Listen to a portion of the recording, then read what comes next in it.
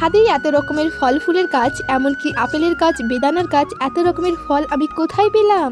বলছি এই ছাদে এমন কোনো গাছ নেই যেগুলো লাগানো নেই। প্রথমেই দেখতে পেলে একটা পেয়ারার গাছ, আর এটা হচ্ছে কাঠগোলাপের গাছ, আর এটা হচ্ছে শিউলি ফুলের গাছ। ফুলের গাছটা দেখো কত বড়। ছাদে কিন্তু এত বড় গাছ আমি কোনোদিন দেখিনি।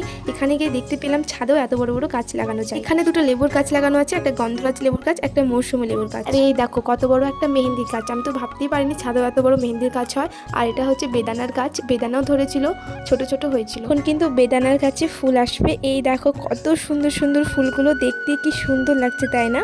দেখো তোমাদেরকে দেখাচ্ছি। এই পাশে দুটো তুলসী গাছ লাগানো ছিল, আর এখানে দেখো কত নয়নতারা ফুল ফুটে আছে, দেখতে কিনা সুন্দর লাগছে। একটা জিনিস কিন্তু আমার খুব ভালো লাগলো, এখানে কিন্তু দিদিরা চাল কুমড়ো লাগিয়েছিল। এই দেখো কত বড় বড় গাছগুলো হয়ে গেছে চাল কুমড়ো। দিদিদের এখানে কিন্তু প্রত্যেকে ছাদে গাছ লাগায়। আর এই দেখো একটা তেজপাতার গাছ। আর দিদিদের এখানে প্রত্যেকটা বাড়ির ছাদে তো ড্রাগন ফলের গাছ থাকবে, এটা তো কমন। তাহলে ভিডিওটা এই পর্যন্তই।